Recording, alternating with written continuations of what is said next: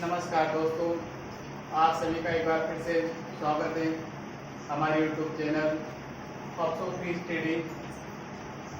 दोस्तों, हम पढ़ रहे थे नंबर सिस्टम में नंबर सिस्टम पे हमने वर्ग दिखाना सीखा था। आज हम थोड़ा बेसिक से स्टार्ट करते हैं क्योंकि कुछ स्टूडेंट्स को प्रॉब्लम का सामना करना पड़ा था। तो एक बार बेसिक देख लेते हैं ना।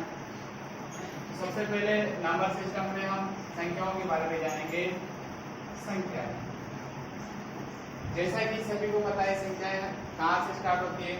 तो सर्वप्रथम जो संख्या स्टार्ट हुई थी, जो संख्या स्टार्ट होती है वह एक से सर्वप्रथम कौन सी संख्या है? प्राकृत संख्या है। प्राकृत संख्या से करते हैं दोस्तों। प्राकृत संख्या वे संख्या होती है जो एक से स्टार्ट होती है और अनंत तक जाती है। वे संख्या जो एक से स्टार्ट होती है और अनंत तक जाती है, कौन सी संख्या होती है? प्राकृत संख्या होती है। कहाँ तक जाते हैं दोस्तों? अनंत तक प्राकृत संख्याएं जाती है। प्राकृत संख्याओं में यदि हम जीरो को ऐड कर लेते हैं, प्राकृत संख्याओं में यदि हम जीरो को ऐड कर लेते हैं तो हमें जो संख्या प्राप्त होती है वे कौन सी संख्या होती है? पूर्ण संख्या होती है। प्राकृत संख्याओं को प्राइम नंबर कहते हैं। कौन सी संख्या आती है दोस्तों? पूर्ण संख्या। पूर्ण संख्या वे संख्याएं यदि हम इनमें जीरो को ऐड कर लें तो कौन सी संख्या प्राप्त होती है? हमें पूर्ण संख्याएं प्राप्त होती है।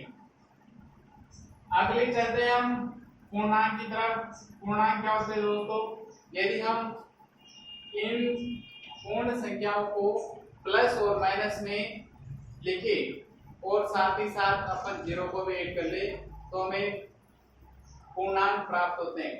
देखते हैं, माइनस इनफाइनाइट से लेकर के इसमें -2, -1 और साथ ही साथ इसमें जीरो को भी ऐड किया जाता है और कहां तक चलती है? प्लस के अनंत तक चलती है। तो वे संख्या कौन सी संख्या कहलाती है दोस्तों? पूर्णांक कहलाती है। इसी क्रम में आगे बढ़ते हैं अपन भाज्य संख्याएं। भाज्य संख्याएं क्या होती है दोस्तों? वे संख्याएं जिनमें एक और स्वयं के अलावा किसी दूसरी संख्या का भी भाग जाता है तो वे संख्याएं कौन सी संख्या कहलाती है? भाज्य संख्या कहलाती है। और एग्जांपल के लिए बात करें अपन, यानी कि एक तथा स्वयं के अलावा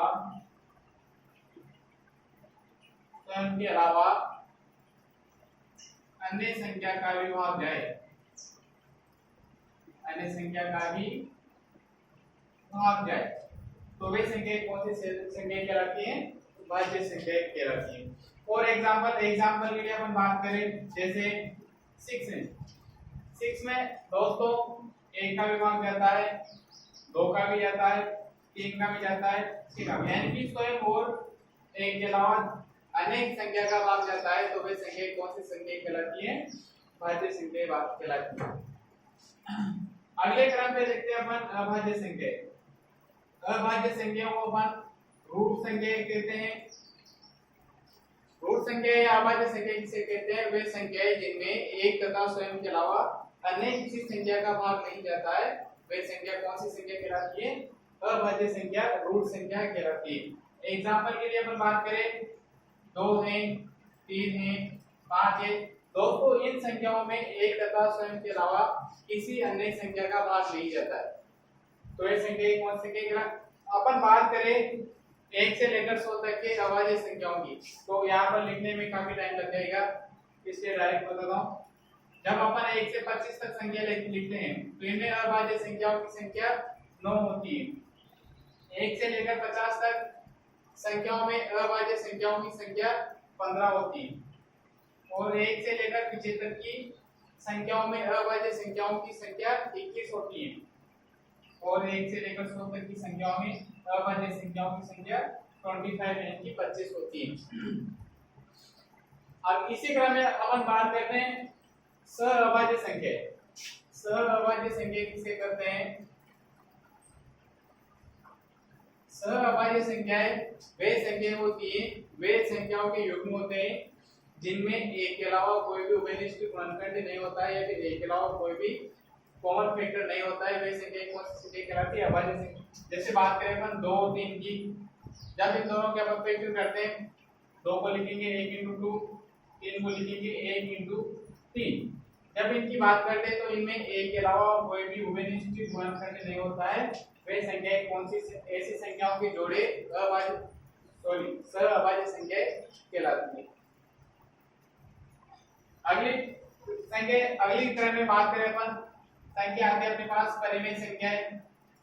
परिमेय संख्या किसे कहते हैं? परिमेय संख्या वे संख्या होती है जिन्हें अपन p/q के रूप में लिख सकते हैं। साथ ही साथ हमें यहाँ पर इस बात की ध्यान रखना होता है कि यहाँ पे जो q की वैल्यू है वो कभी भी 0 नहीं होनी चाहिए। यदि q की वैल्यू 0 हो गई तो वे संख्याएं परिमेय संख्याएं नहीं हो सकती।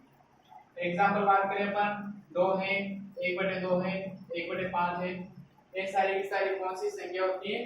परिमेय संख्या होती है। साथ ही साथ वे संख्याएं जो रिपीटेशन होती है, जिनकी पुनरावृत्ति होती है, वे संख्या भी कौन सी संख्या होती है? परिमेय संख्या होती है। जैसे 0.333 यानी कि इसको अपन लिखेंगे 0.3 का पावर। ये संख्या कौन सी संख्या होती है? परिमेय संख्या होती है। इसी क्रम में अगली संख्या आती है अपने पास अपरिमेय संख्या। अपरिमेय संख्या वे संख्या होती है जिन्हें अपन p/q के रूप में नहीं लिख सकते हैं। या फिर जो संख्या अभाज्य संख्या होती है या फिर नॉन रिपीटेशन वाली होती है, वे संख्या कहलाती है अपरिमेय संख्या। तो इस प्रकार से अपने पास ये सारी की सारी संख्याएं हैं, इनको अपन को याद रखना है और समझते हुए आगे चलना है। इनमें ज्यादा पेपर में क्वेश्चन पूछा नहीं जाता है, केवल अपन को याद रखना होता है।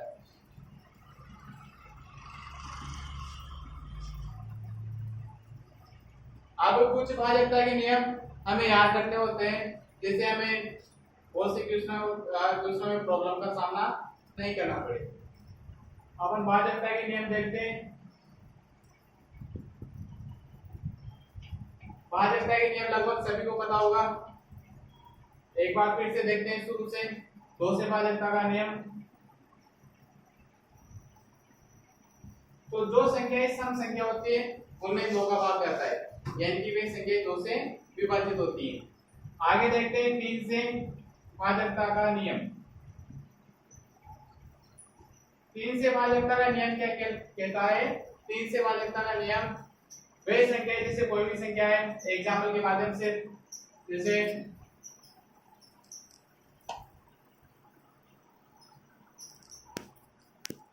ये संख्या है, इन संख्याओं को अपन ऐड करेंगे। इन संख्याओं को अपन ऐड करेंगे।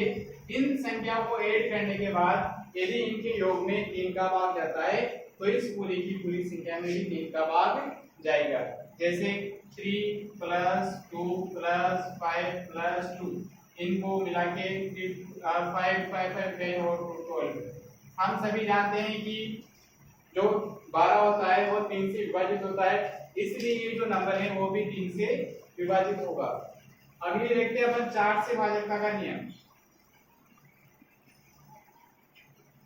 4 से भाजकता का नियम वे संख्या जिनके अंतिम 2 अंकों में, जैसे संख्या लिखी मैंने 624, जिनके अंतिम 2 अंकों में 4 का मान जाता है, वे संख्या 4 से विभाजित होती है। उसी प्रकार से बात करें अपन 6 से भाजकता के नियम।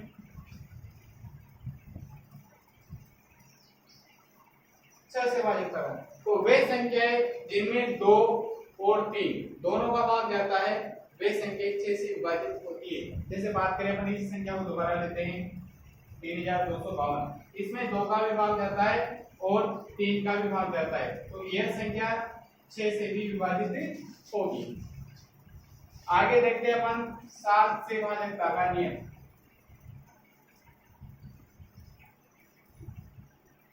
तो 7 से भाजकता के नियम अपन देखते हैं वे संख्याएं जिनमें यदि एग्जाम्पल की माध्यम से बात करते हैं, जैसे कोई भी संख्या है, यह 7 से विभाजित होगी या नहीं होगी, इसका अपन को पता लगाने के लिए जो भी अंतिम अंक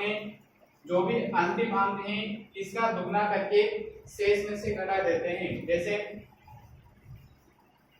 इसमें अंतिम अंक 7 है 7 का दुगना करेंगे, 7 का दुगना होता है 14, इसमें से सब्ट्रैक्ट करने के कटेंगे तो अपनी अगली संख्या बन जाएगी 6 और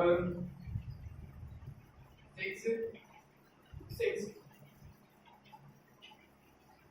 इसी में फिर से इकाई अंक को दुगना करके घटाएंगे तो बाकी बचा 166। 166 में से 12 घटाएंगे तो अपने पास अगली संख्या आती है 4 5 1।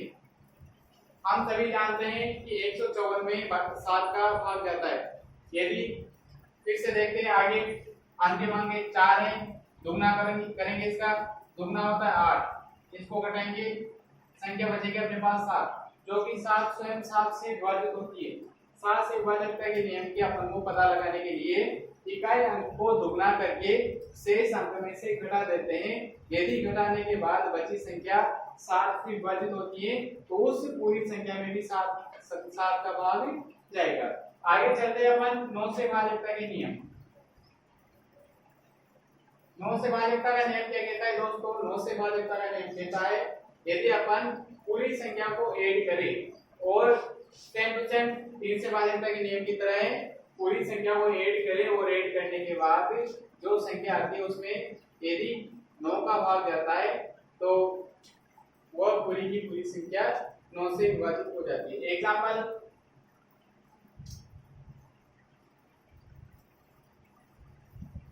एग्जाम्पल के लिए बात करें अपन, इसको ऐड करेंगे, प्रत्येक अंक को ऐड करेंगे इसके 5 प्लस 4 प्लस 6 प्लस 3, इनको ऐड करने के बाद हमारे पास नंबर आता है 18। हम जानते हैं दोस्तों 18 जो होता है वो 9 से डिवाइड होता है, यानी कि पूरी पूरी बात 18 में 9 का भाग जाता है, तो जो संख्या है 5463 वो भी 9 से पूरी पूरी बात विभाजित होगी। आगे चलते हैं अपन 10 से भाज्यता के नियम सभी को बताए, जिनके पीछे 0 आएगा वो 10 से विभाजित होगी, अन्यथा 10 से विभाजित नहीं होगी, तो इसको बताने की आवश्यकता नहीं है। 11 से भाज्यता के नियम की बात करते हैं अपन। 11 से भाज्यता का नियम क्या कहता है? यदि हम जो संख्या दी गई है उसको अल्टरनेट प्लस माइनस करें और सबको जोड़े तो प्राप्त जो संख्या है उसमें यदि 11 का भाग जाता है तो जो संख्या यहाँ पर अपन को दी जाती है वह 11 से पूरी पूरी बार विभाजित होती है। एग्जाम्पल के लिए बात करें अपन,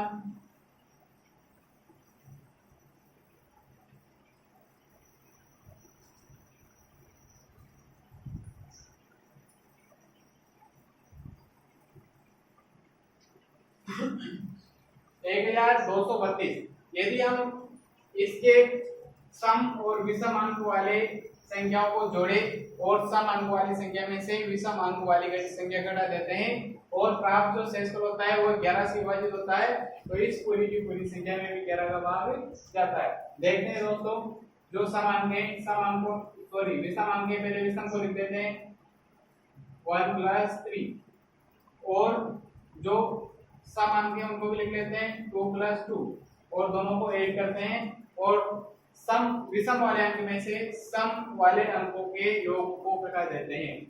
घटा दें दोस्तों, घटाने के बाद 4 - 4 बचा अपने पास 0। हम जानते हैं कि 0 में 11 का भाग आसानी से चला जाता है, तो किसी भी 0 में सभी का भाग जाता है, 0 हो जाता है, सिंपल सी बात है।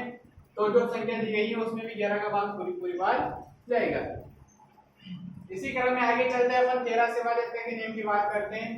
13 से भाज्यता का नियम, 13 से भाज्यता का नियम क्या कहता है? 13 से भाज्यता का नियम कहता है यदि दी गई संख्या के इकाई अंक को 4 गुना करके शेष संख्या में जोड़ दे, 7 की तरह यदि इकाई वाले अंक को 4 गुणा करके शेष संख्या में जोड़ देते हैं और जोड़ने के बाद जो संख्या आती है वह यदि 13 से विभाजित हो जाती है तो शेष संख्या भी 13 से विभाजित हो जाएगी। एग्जाम्पल के लिए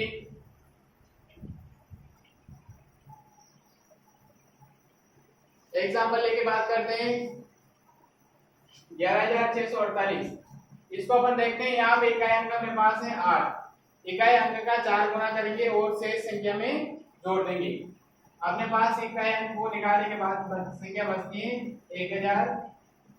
1164। इकाई का अंक है, इकाई के अंक को अपन 4 गुना करेंगे।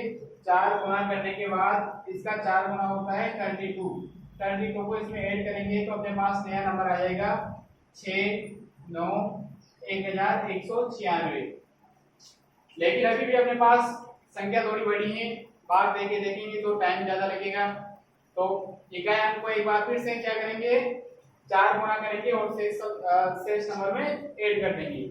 इकाई नंबर अपने पास बनता है अब 6 का 4 गुना करेंगे और 119 में ऐड कर देंगे। 4 गुना होता है 24। इसको ऐड करने के बाद अपने पास संख्या आती है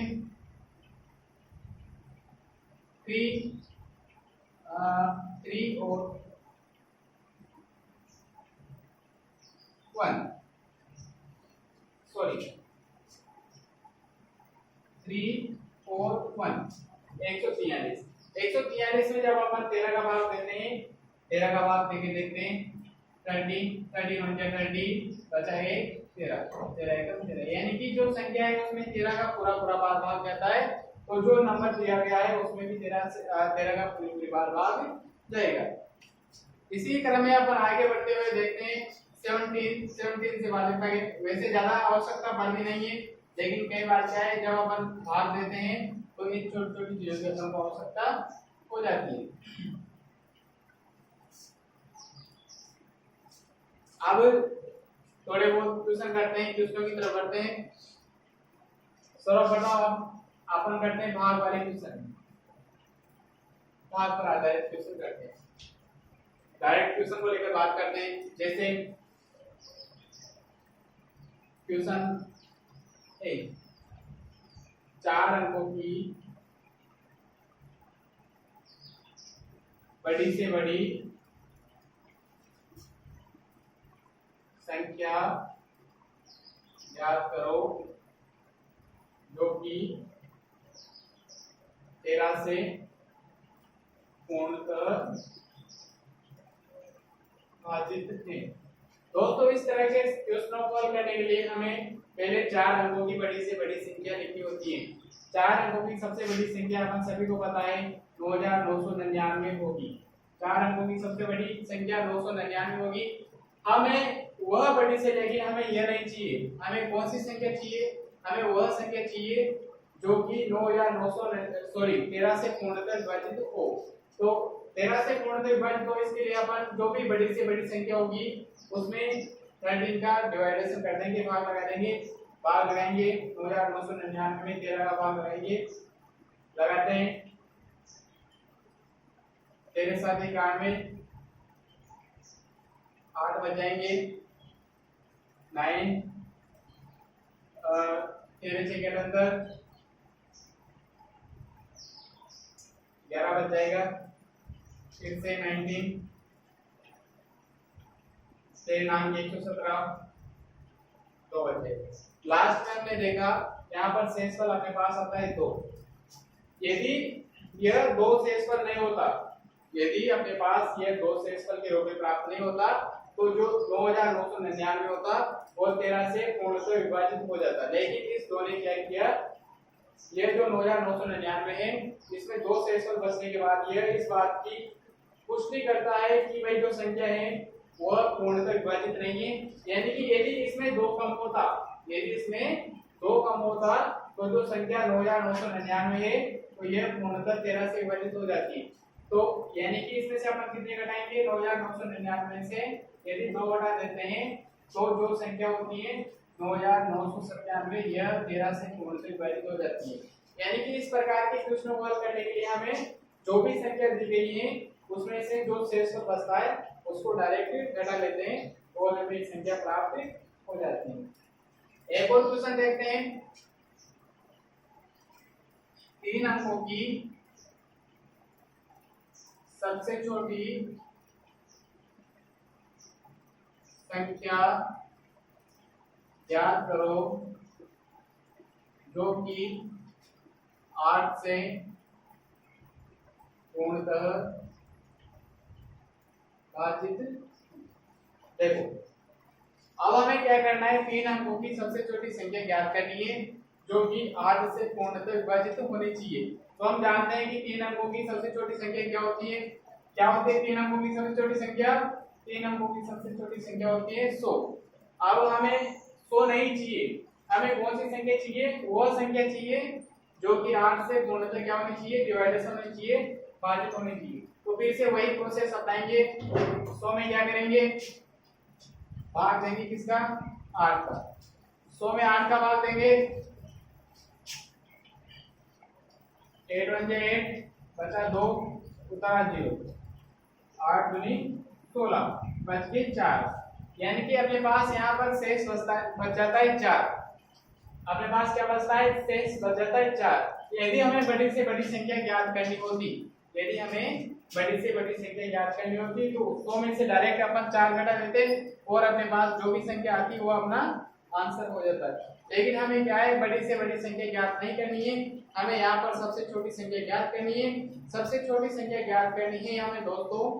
तो जो संख्या है 100, जो भी संख्या है 100, उसमें अपन को जिसका भी डिवाइडेशन किया है, अपन ने जिसका भी भाग किया है उसको अपन क्या कर देते हैं? यहाँ पर ऐड कर देते हैं। जिसका भी भाग दिया है अपन ने उसको अपन ऐड कर देते हैं और बाकी जो शेषफल बचता है उसको इसमें से घटा देते हैं। तो अपन ने डिवाइडेशन किसका किया था?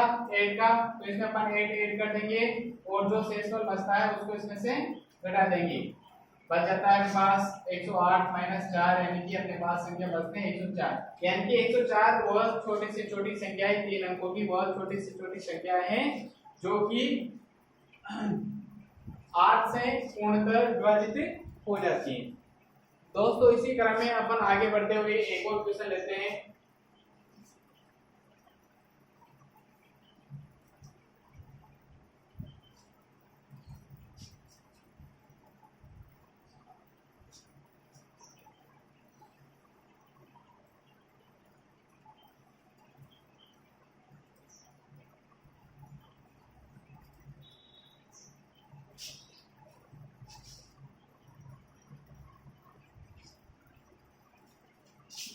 तो नेक्स्ट क्वेश्चन की तरफ अपन बढ़ते हैं।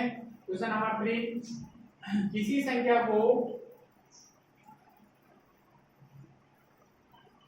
6 8 7 से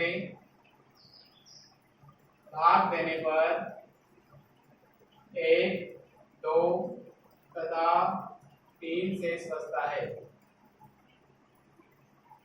3 शेष बचता है तो वह संख्या ज्ञात करो। तो दोस्तों देखते हैं किसी संख्या को अपन को वह संख्या ज्ञात करनी है। किसी संख्या को 6 8 तथा 7 से भाग देने पर क्रमशः कितने? क्रमशः 1 2 तथा 3 शेषफल बचता है। हमारे पास भाग किसका दिया अपन ने दोस्तों? भाग दिया अपन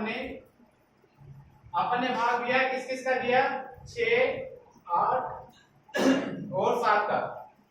6 और 8 6 8 7 का अपन ने भाग दिया। अपने पास शेषफल कितना बचा? शेषफल बचा अपने पास 1 2 और 3।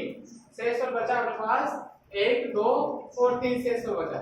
हमें क्या ज्ञात करना है? हमें वह संख्या ज्ञात करनी है जिसमें हमने लगातार 6 8 और 7 का भाग दिया था। तो इस प्रकार के क्वेश्चनों को सॉल्व करने के लिए हमारे पास जो भी नंबर होता है इस प्रकार से उनको सिंबल लिख लिया जाता है और जो शेषफल बचता है उसको ऐड कर दिया जाता है तथा जो संख्या होती है उससे मल्टीप्लाई कर दिया जाता है।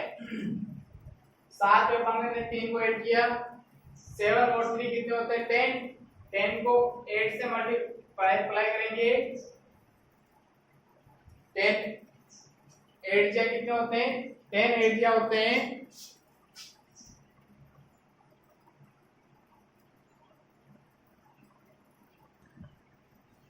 7 और 3 होते हैं अपने पास 10।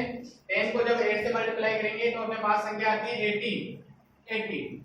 जब 18 में अपन 2 को ऐड करेंगे, 18 में अपन 2 को ऐड करेंगे तो अपने पास संख्या आती है 82। 82 को फिर से क्या करेंगे? 6 से मल्टीप्लाई करेंगे, 6 से मल्टीप्लाई करेंगे, 6 से मल्टीप्लाई करते हैं 49 और जो 492 होता है उसमें ऊपर वाली संख्या को फिर से क्या कर देते हैं, ऐड कर देते हैं। तो इस प्रकार के क्वेश्चन को करने के लिए सबसे पहले 7 में 3 जोड़ेंगे 7 + 3 और साथ ही साथ इसको जो सामने वाली संख्या है उससे मल्टीप्लाई कर देते हैं, प्लस जो भी संख्या अपने पास आती है उसमें जो अगली संख्या का शेषफल होता है उसको ऐड कर देते हैं और जो संख्या फिर से दोबारा आती है उसको इसके नीचे अगले नंबर से मल्टीप्लाई कर देते हैं और लास्ट में जो शेषफल बचता है उसको भी ऐड कर देते हैं। करते हैं तो इसको 7 3 10 10 को 8 से मल्टीप्लाई करेंगे 18 + 2 into 6 + 1 82 into 6 + 1 82 को 6 से मल्टीप्लाई करने के बाद 6 दूनी 12 2 1 80 का 48 और 1 49 492 में एक ऐड करेंगे तो अपने पास संख्या रहती है 493, यानी कि वह संख्या 493 है जिसको अपन ने 6 8 तथा 7 से भाग दिया तो अपने पास 1 2 तथा 3 शेष पर बचता है।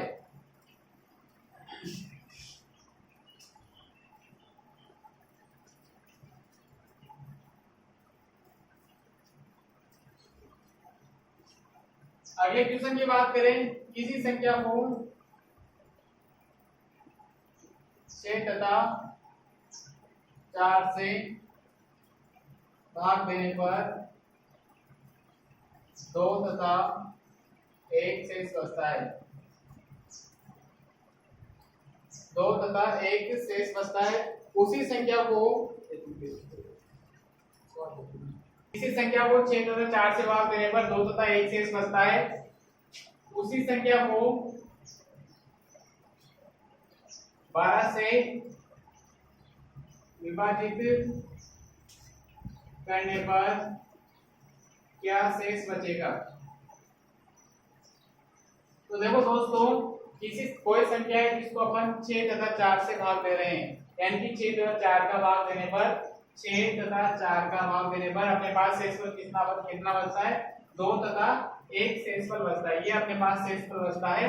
अब अपन से कहना चाहता है कि 12 से विभाजित करने पर हमें क्या शेषफल प्राप्त होगा। तो सबसे पहले अपन उस संख्या को निकालेंगे जिस संख्या में अपन ने 6 और 4 का भाग दिया है, तो उस संख्या को निकालने के लिए अभी थोड़ी देर पहले बताया जो ऊपर वाली संख्या है उसको ऐड करते हैं तथा जो अगला भाजक है उससे मल्टीप्लाई कर देते हैं, यानी कि गुणा कर देते हैं। 4 में 1 ऐड करने पर अपने पास संख्या आती है 5। 5 को जब 6 से मल्टीप्लाई करेंगे तो संख्या हो जाती है 6 पंजे के 30 और 30 में अपन फिर से क्या करेंगे, 2 को ऐड करेंगे, यानी कि अपने पास जो संख्या आती है, संख्या कौन सी आ जाती है दोस्तों, अपने पास संख्या आ जाती है 32, यानी कि वह संख्या अपने पास 32 है जिसमें अपन ने 6 और 4 का भाग दिया है।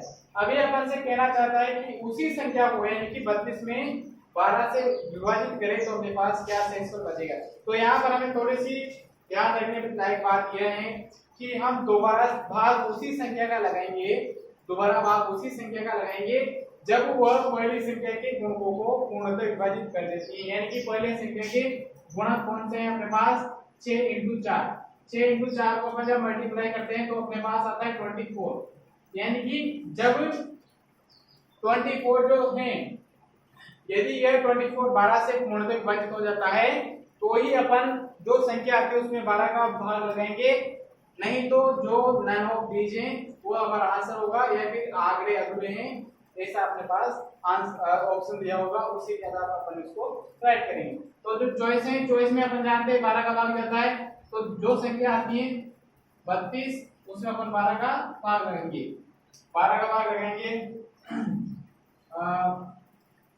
12 दूने 24, हमारे पास आ जाते हैं 8, 24 और 8। तो जो शेष पर बचता है दोस्तों वह शेष क्या रहेगा अपने पास 8, यानी कि 8 अपना क्या आ जाएगा, आंसर आ जाएगा। लेकिन यहाँ पर ध्यान रखने की बात यह है, दोबारा भाग उसी संख्या का लगाएंगे जब वह पहली संख्या के गुणकों को पूर्णतः विभाजित कर देती है।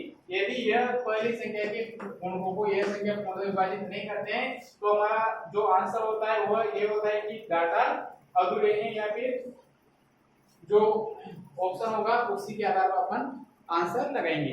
नेक्स्ट क्वेश्चन की तरफ बढ़ते हैं दोस्तों। किसी संख्या को लगातार 5 से विभाजित करने पर किसी संख्या को 5 तथा 6 से विभाजित करने पर 3 तथा 4 शेष बचता है। उस संख्या को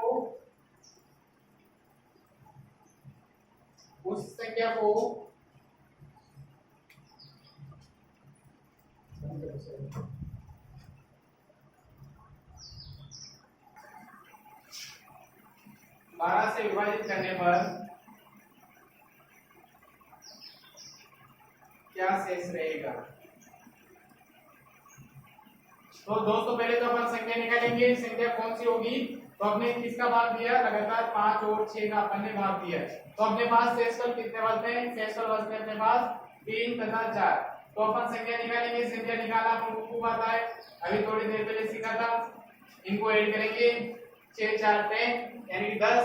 10 को क्या करेंगे, इससे मल्टीप्लाई करेंगे, 10 बचे 50 और 50 में क्या करेंगे 3 ऐड कर देंगे, यानी कि अपने पास संख्या जाती है 53। अब अपन को वह संख्या निकालनी है, उस संख्या को यानी कि 53 को 12 से विभाजित करें तो शेषफल क्या बचेगा। लेकिन अभी मैंने थोड़ी देर पहले बताया था, दोबारा भाग उसी संख्या का लगाते हैं जो प्रेरित संख्या के गुणकों को पूर्णतः विभाजित करे। लेकिन हम यहाँ पर देखते हैं कि प्रेरित संख्या के गुणक क्या है, 5 × 6 यानी कि 30। जब हम देखते हैं कि 30 जो है वो 12 से यानी कि 30 में 12 का भाग नहीं जाता है, 12 से डिवाइडेशन नहीं होती है। क्योंकि यह 30 जो है 12 से डिवाइडेशन नहीं होती, भाग नहीं जाती है, तो जो 53 है उसमें हम 12 का भाग कभी भी नहीं लगाएंगे। यहाँ पर ऑप्शन के हिसाब से लिखेंगे, या तो ऑप्शन होगा आंकड़े अधूरे हैं, आंकड़े अधूरे, या फिर नन ऑफ दिस यानी कि इनमें से कोई नहीं, इनमें से कोई नहीं। इसी क्रम में अपन आगे बढ़ते हैं।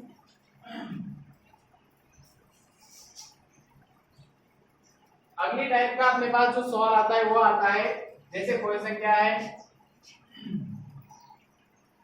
जैसे 400 तक कितनी संख्याएं हैं जो कि 9 से भाजित है, यानी कि 9 का पूरा भाग जाता है। ऐसी कौन कितनी संख्या है 400 तक जिसमें 9 का पूरा भाग जाता है। तो इस संख्या में अपन भाग करके देखते हैं। 400 में 9 का भाग लगाएंगे, 400 में 9 का भाग लगाएंगे, 9 2 के 36 बच के 4 हो गए 0, 9 2 के 36 बच के 4 0 यानी कि 4/9, 44 से ही 4/9 अपना आंसर आता है। तो इस प्रकार के क्वेश्चनों में जो संख्या बचती है यानी कि 44, 400 तक कितनी संख्याएं, 44 संख्याएं ऐसी हैं जो कि 9 से पूर्णतः विभाजित है। नेक्स्ट क्वेश्चन की बात करें, 500 तक कितनी संख्याएं हैं जिनमें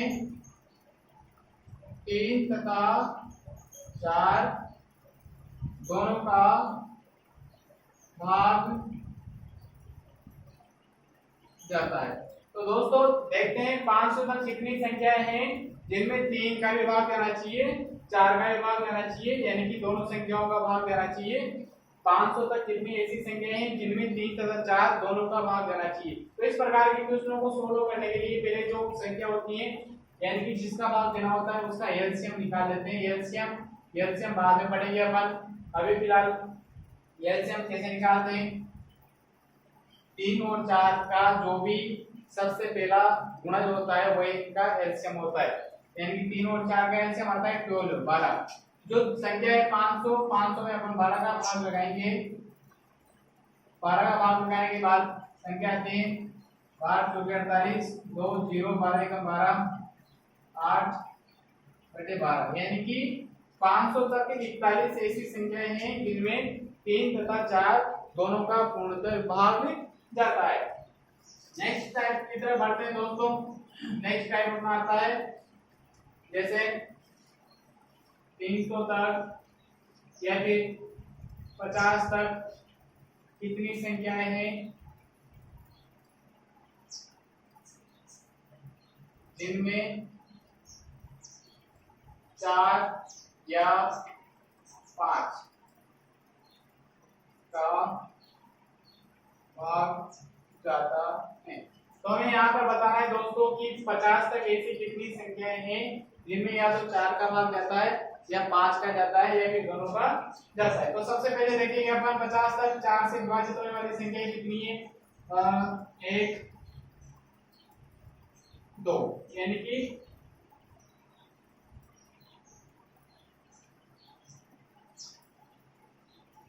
4 1 4 0 10 4 2 8 2/4, यानी कि टोटल संख्या 12 संख्या ऐसी है जो कि 4 से विभाजित होगी, साथ ही साथ 4 से, ये तो 4 से विभाजित हो जाएगी।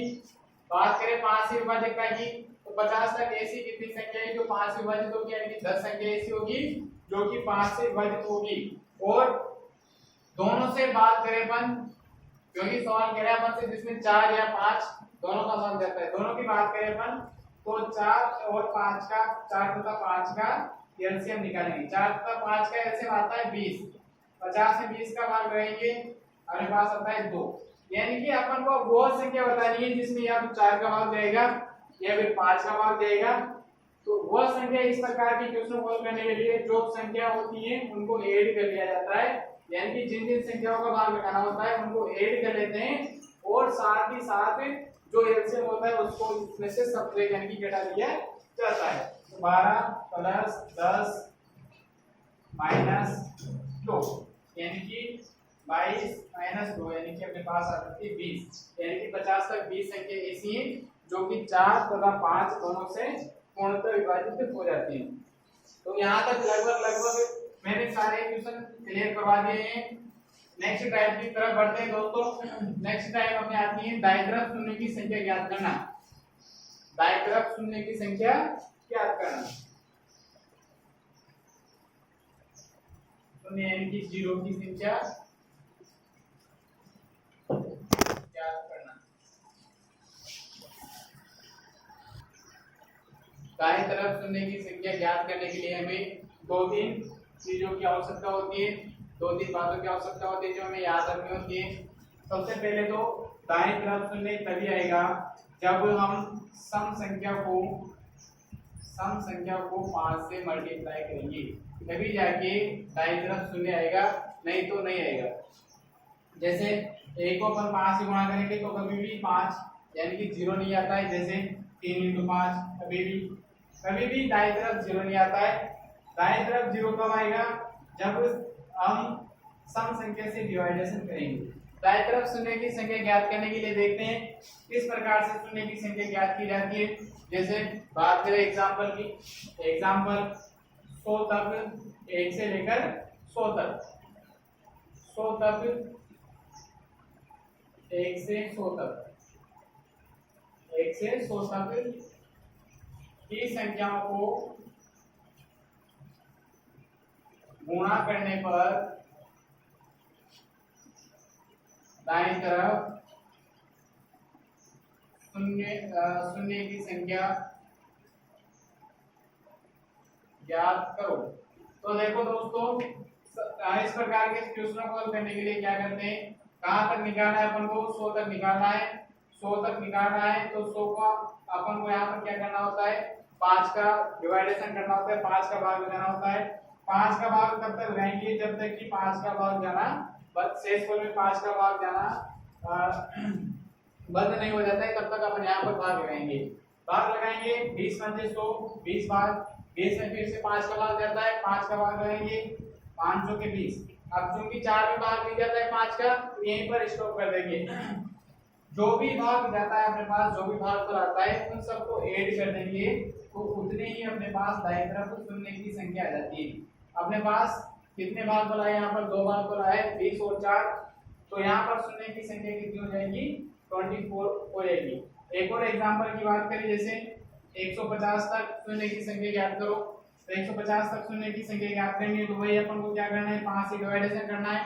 5 से डिवाइडेशन करेंगे, 5 से 15 0, फिर से 5 का भाग जा रहा है, 6 बचेगा 30, फिर से जा रहा है 5 का भाग, 5 एकम 5, अब 5 का भाग जाना बंद हो गया।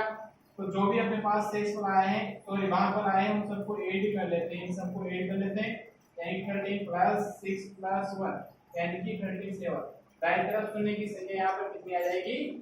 37। इसी क्रम में आगे चलते हुए अपन अब इकाई अंक निकालना सीखेंगे। इकाई अंक निकालने के लिए सबसे पहले देखो नेक्स्ट टाइप आती है हमारे पास यूनिट डिजिट, यानी कि इकाई अंक ज्ञात करना।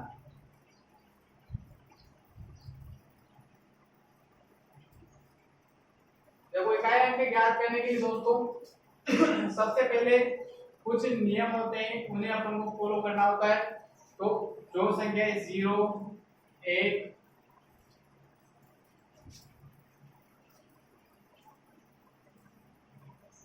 5 6 यदि यह अंक अपन को इकाई अंक में दिखते हैं तो इनको किसी भी संख्या से या कितनी भी घात हो हमेशा वही अंक वापस रिपीटेशन हो जाता है।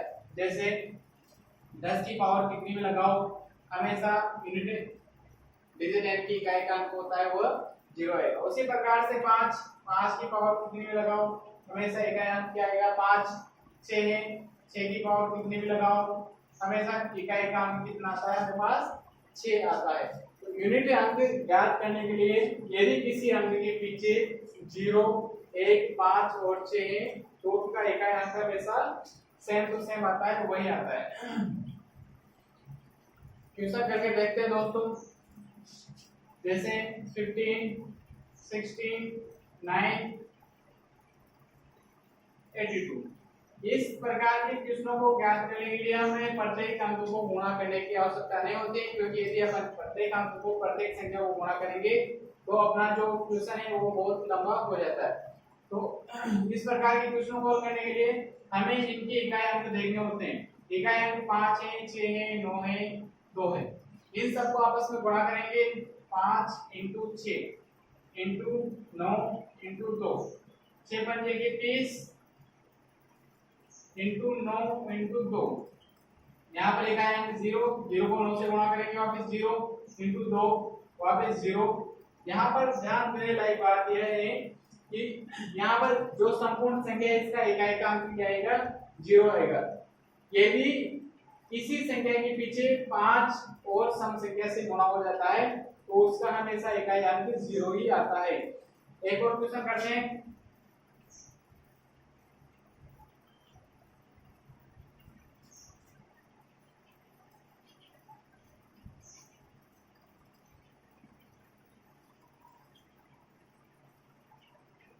इसका अपन को इकाई अंक ज्ञात करना है। इसका इकाई अंक ज्ञात करो। इकाई अंक ज्ञात करने के लिए अभी बताया जो लास्ट वाले अंक हैं उनको आपस में गुणा कर लो। यहाँ पर इकाई अंक 3 है, 3 × यहाँ पर इकाई अंक 6 है, × यहाँ पर इकाई अंक 7 है। 6 × 18 × 7। इससे अपन को कोई मतलब नहीं होता है, इकाई अंक देखना होता है। 8 7 56 यानी कि इकाई अंक क्या आ जाएगा अपने पास? 6 आ जाएगा। तो इस प्रकार से दोस्तों अपन इकाई अंक ज्ञात कर लेते हैं। अब देखते हैं अपन की घातों में किस प्रकार से इकाई अंक ज्ञात करते हैं। तो घातों के लिए देखते हैं दोस्तों, जैसे 56 की पावर 63 है प्लस 32 की पावर 34 प्लस 599 और इसकी पावर 3। इसका अपन को इकाई अंक ज्ञात करना है। इकाई अंक ज्ञात करने के लिए जो घात होती है उसमें अपन को 4 से डिवाइडेशन करना होता है। यदि घात पूरी बार जाती है तो घात को 4 माना जाएगा। यदि घात में 4 का भाग पूरी बार जाएगा तो घात को 4 ही माना जाएगा। यहाँ पर देखते हैं अपन, क्योंकि हमने अभी कहा था कि जिस संख्या के पीछे 0 1 5 और 6 आ जाए उसका इकाई अंक हमेशा यही आता है, चाहे घात कितनी भी हो। तो यहाँ पर हम देख रहे हैं कि यहाँ पे इकाई अंक क्या है? 6। तो जब अपन इसका इकाई अंक निकालेंगे तो हमेशा इसका इकाई अंक आएगा हमारे पास 6। जो बीच में निशान है उसको लगाएंगे प्लस, यहाँ पर है 32, इकाई अंक 2 है। क्योंकि अपन इसको पूरी घात को खोल नहीं सकते, तो जो भी घात है उसमें क्या करेंगे, 4 का भाग लगाएंगे। 34 में 4 का भाग लगाएंगे, कितनी बार करता है, 8 बार, तो पूरी बार भाग करता है, और 2 शेष पर बचे, 2 घात शेष बच जाती है। यानी कि इकाई अंक 2 है, इसकी 2 घात लगाएंगे, इकाई अंक 2 की 2 घात लगा देंगे, प्लस जो भी चिन्ह बीच में लगाएंगे। 9 है, 4 का भाग लगाएंगे इस घात में, 349 में 4 का भाग लगाएंगे, 32 बच के 2, 9, 28 बच गया 1, यानी कि 9 की पावर कितना बच जाएगा, 1 बच जाएगा। यानी कि 6 प्लस 2 की पावर 2 4 प्लस 2 की पावर 1 यानी कि 9। सभी को ऐड कर देंगे, 9 4 13 और 13 6 19, यानी कि इस सारी की सारी संख्या का इकाई अंक क्या आ जाएगा, 9 आ जाएगा। इस प्रकार से दोस्तों इकाई का अंक ज्ञात किया जाता है।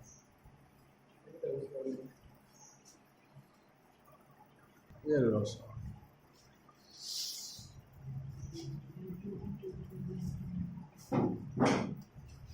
देखो नेक्स्ट क्वेश्चन देखते हैं। किसी संख्या को 23 से गुणा करने के लिए कहा गया, परंतु गलती से 32 से गुणा कर दिया, तो गलत उत्तर सही उत्तर से 63 अधिक आया, तो वह संख्या याद करो। दोस्तों किसी विद्यार्थी से किसी संख्या को 23 से गुणा करने के लिए कहा गया, परंतु उसने 32 से गुणा कर दिया, तो जो सही उत्तर है वह गलत उत्तर है, जो सही उत्तर से 63 अधिक आया, तो हमें वह संख्या ज्ञात करनी है। तो इस प्रकार के क्वेश्चन को हल करने के लिए हमें जो संख्या दी गई, गलत कितना है, जो अधिक संख्या होती है 32, यानी कि किसी संख्या को 32 से उसने गुणा किया, माना कि वो संख्या कौन सी संख्या, मान लिया अपन संख्या क्या होगी, x है, संख्या क्या है, x है। जब उसने x को 32 से गुणा किया और x को उसने करना चाहिए था 23 से, x को किससे गुणा करना चाहिए था, 23 से गुणा करना चाहिए था, और किससे करते हैं, 32 से। तो स्वाभाविक बात है कि जब वो अधिक संख्या से गुणा करेगा तो उसका जो आंसर है वो ज्यादा रहेगा, ज्यादा में से कम को घटा देंगे, दोनों का डिफरेंस यानी कि अंतर कितना आया, 63, दोनों का अंतर कितना है, 63। तो जो सही संख्या है वो अपन को बताने की संख्या कितनी है, तो 32x माइनस 23x बराबर 63, 32 में से 23 जाएगा तो बचेगा अपने पास 7x बराबर 63, x का x बराबर अपने पास आ जाएगी 9।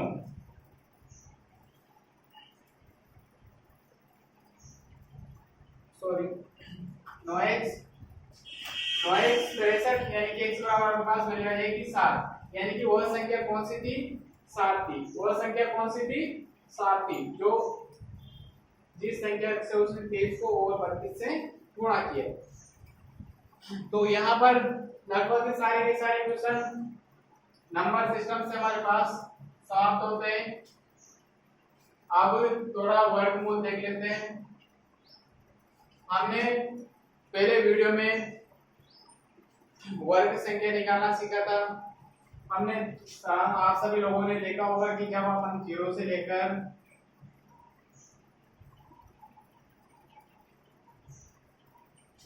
1 से लेकर 10 तक वर्ग संख्या निकालते हैं, 1 2 का 4, 3 का 9, 4 का 16, 5 का 25, 6 का 36, 7 का 49, 8 का 64, 9 का 81 और 10 का 100। आपने देखा होगा कि जिन संख्याओं के पीछे 1 होता है उनका वर्ग या तो 1 होगा, सॉरी जिन संख्याओं के पीछे 1 होता है उनका वर्गमूल या तो 1 होगा या फिर 9 होगा। जिन संख्याओं के पीछे 4 होता है, जिन संख्याओं के पीछे 4 होता है उनका वर्गमूल अंक या तो 2 होगा या फिर 8 होगा। जिन संख्याओं का इकाई अंक 9 होता है उनका वर्गमूल का इकाई अंक या तो 3 होगा या फिर 7 होगा। जिन संख्याओं के वर्ग का इकाई अंक 6 होता है उनका वर्गमूल का इकाई अंक या तो 4 होगा या फिर 6 होगा। या और साथ ही साथ वो संख्या जिसका इकाई अंक 5 है हमेशा वर्गमूल भी क्या आएगा 5 आएगा। जैसे बात करें अपन एग्जांपल की,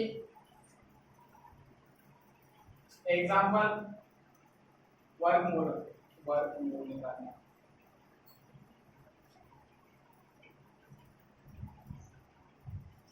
जैसे बात करें अपन एग्जांपल के लिए बात करें 6561। जब अपन इस संख्या का वर्गमूल निकालते हैं तो वर्गमूल निकालने के लिए हमें सबसे पहले दो संख्याओं के जोड़े बनाने होते हैं। दो संख्याओं के जोड़े बनाएंगे, एक जोड़ा ये और एक जोड़ा ये। अब यहाँ पर देखेंगे अपन कि वर्ग संख्या का इकाई अंक कितना है 1। वर्ग संख्या का इकाई अंक 1 है तो हम देखते हैं इसके वर्गमूल का इकाई अंक या तो 1 होगा, यहाँ पर देखेंगे इकाई अंक या तो 1 होगा या फिर 9 होगा। यानी कि वर्गमूल का इकाई अंक या तो 1 होगा या फिर 9 होगा। इसके बाद बचा अपने पास 65 से छोटी वह संख्या 65 से छोटी पूर्ण वर्ग संख्या अपन देखते हैं। 65 से यानी 65 से छोटी पूर्ण वर्ग संख्या आसानी से पता लगा सकते हैं, क्योंकि हमें हमने पहले कहा था कि वर्ग और वर्गमूल याद करने के लिए कम से कम 30 तक हमें वर्ग संख्या याद होनी चाहिए। तो 65 यानी कि 65 से छोटी वर्ग संख्या अपने पास आते हैं 64 का वर्गमूल अपन सभी जानते हैं, 64 का वर्गमूल होता है 8। 64 का वर्गमूल कितना होता है 8 होता है।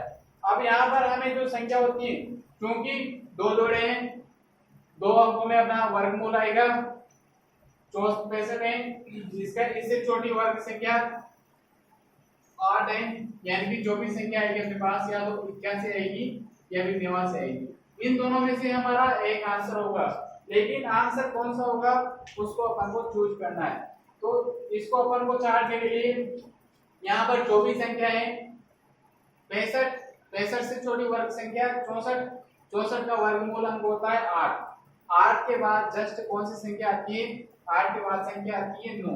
इसको 9 से अपन मल्टीप्लाई करेंगे, मल्टीप्लाई करने के बाद संख्या आती है अपने पास 72। यदि यहाँ पर जो संख्या है 72, इससे जो हमारी संख्या है वो छोटी होगी तो हमें वर्गमूल का अंक वर्ग संख्या छोटी लेनी है, और यदि यहाँ जो संख्या आती है उससे हमारी वर्ग वाली संख्या बड़ी है तो हमें कौन सी संख्या लेनी है बड़ी संख्या लेनी है। क्योंकि हमारी जो वर्ग संख्या है 65 वह इससे छोटी है, इससे छोटी है तो हमें कौन सी संख्या लेनी है छोटी संख्या लेनी है, यानी कि वर्गमूल हमारा कितना आ जाएगा 81 आ जाएगा। कितना आ जाएगा वर्गमूल 81 आ जाएगा। एक और एग्जांपल देखते हैं सर।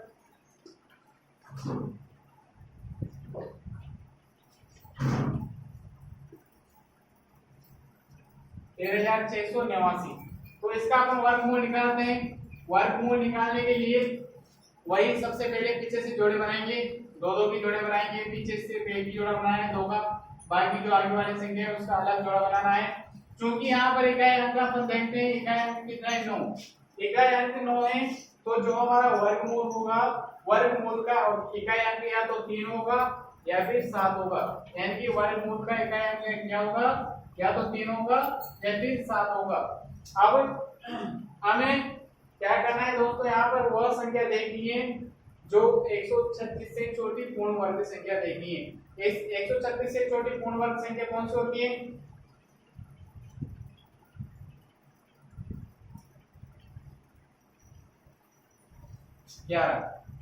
11 का वर्ग होता है 121। 121 जो कि इससे छोटी वर्ग संख्या है।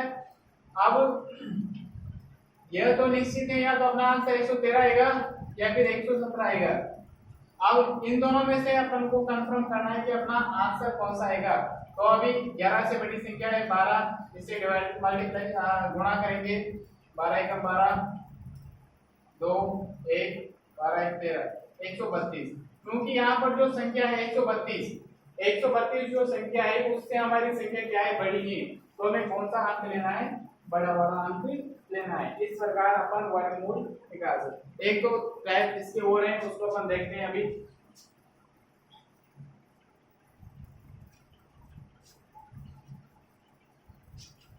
जैसे 12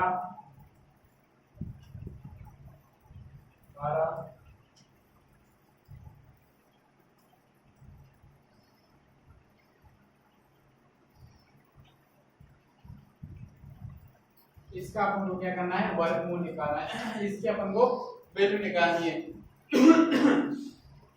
इस प्रकार के क्वेश्चन को हल करने के लिए जो भी क्वेश्चन है सबसे पहले इसको देखते हैं। यदि इसमें अंतर जो है प्लस है, यहाँ पर सभी के बीच में प्लस का अंतर दिया गया है, इन पर इस प्रकार के क्वेश्चन को हल करेंगे तो सबसे पहले जो इनके दो टुकड़े करेंगे, दो टुकड़े कैसे होने चाहिए, सहअभाज्य टुकड़े होने चाहिए और आसपास के होने चाहिए।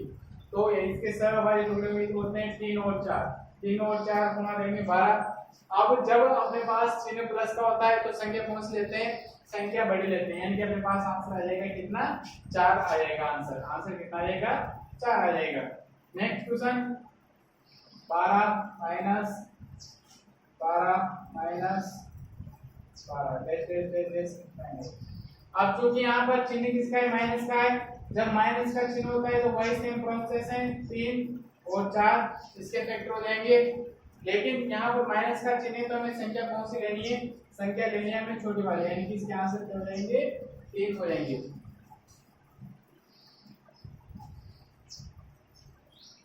नेक्स्ट टाइप की तरफ चलते हैं दोस्तों। नेक्स्ट टाइप अपने पास आती है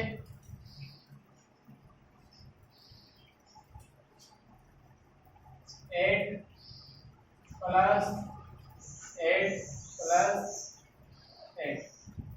अब देखो दोस्तों, यहाँ पर जो अपने पास क्वेश्चन है उसके अपन ना तो सहअभाज्य गुणनखंड कर सकते हैं और ना इसके पास वाले टुकड़े कर सकते हैं। तो इस प्रकार के क्वेश्चनों को हल करने के लिए हमारे पास एक सूत्र होता है, और a + 1 ± 1/2। इस सूत्र का हमें प्रयोग करना होता है। यहाँ पर a की वैल्यू 8 है, 4 × a की वैल्यू 8 प्लस यहाँ पर जो भी चिन्ह होता है उसी के हिसाब से यहाँ पर चिन्ह लेना होता है, 1 यहाँ पर प्लस का चिन्ह है तो यहाँ पर प्लस और 1/2। 8 × 32, 32 और 1 33 प्लस 1/2।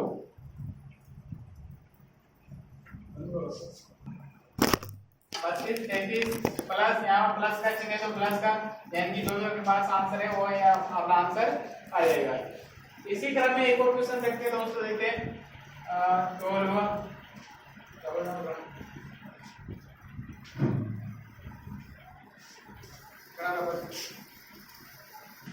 तो दोस्तों यहाँ पर हमारा वर्गमूल जो टॉपिक है यानी कि नंबर सिस्टम है वो यहाँ पर अपना समाप्त होता है।